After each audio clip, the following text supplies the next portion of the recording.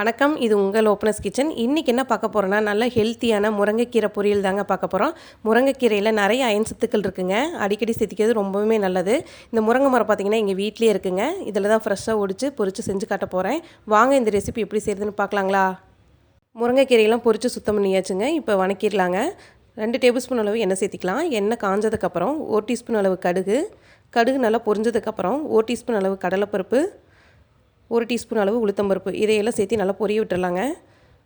நல்லா பொரிஞ்சதுக்கப்புறம் 5-6 சின்ன வெங்காயம் எடுத்துருக்கேங்க. இந்த மாதிரி சின்ன சின்னதாக கட் பண்ணி எடுத்து வச்சுருக்கேன். 4 வரமிளகா, இது ரெண்டையும் சேர்த்து நல்லா வதக்கிக்கலாங்க. நீங்கள் பெரிய வெங்காயம் வேணுனாலும் சேர்த்திக்கலாங்க. நல்லா இப்போ வதங்கிருச்சு.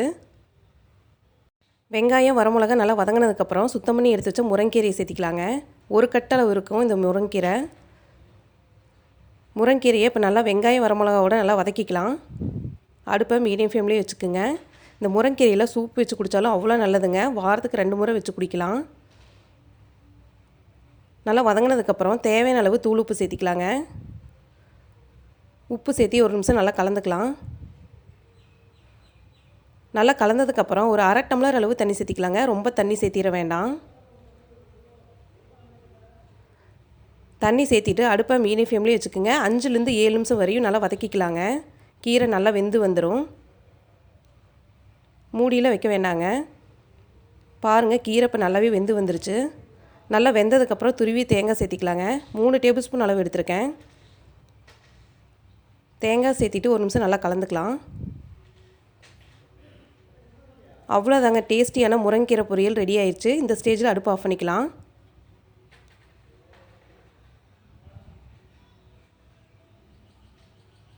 அவ்வளோதாங்க, டேஸ்டியான ஹெல்த்தியான முருங்கைக்கீரை பொரியல் எப்படி செய்கிறதுன்னு பார்த்தோம் இல்லைங்களா? கண்டிப்பாக இந்த ரெசிபியை வீட்டில் ட்ரை பண்ணி பாருங்கள். ரொம்பவே பிடிக்கும். இந்த வீடியோ உங்களுக்கு பிடிச்சதுன்னா லைக் பண்ணுங்கள், ஷேர் பண்ணுங்கள், கமெண்ட் பண்ணுங்கள். மறக்காமல் ஓப்பனஸ் கிச்சனை சப்ஸ்கிரைப் பண்ணிக்கிங்க. அப்படியே பக்கத்தில் இருக்கிற பெல் ஐக்கானை கிளிக் பண்ணிக்கிங்க. அப்போ தான் நாங்கள் போடுற புத்தம்புது வீடியோக்கள் உங்களுக்கு நோட்டிஃபிகேஷனாக வந்து சேருங்க.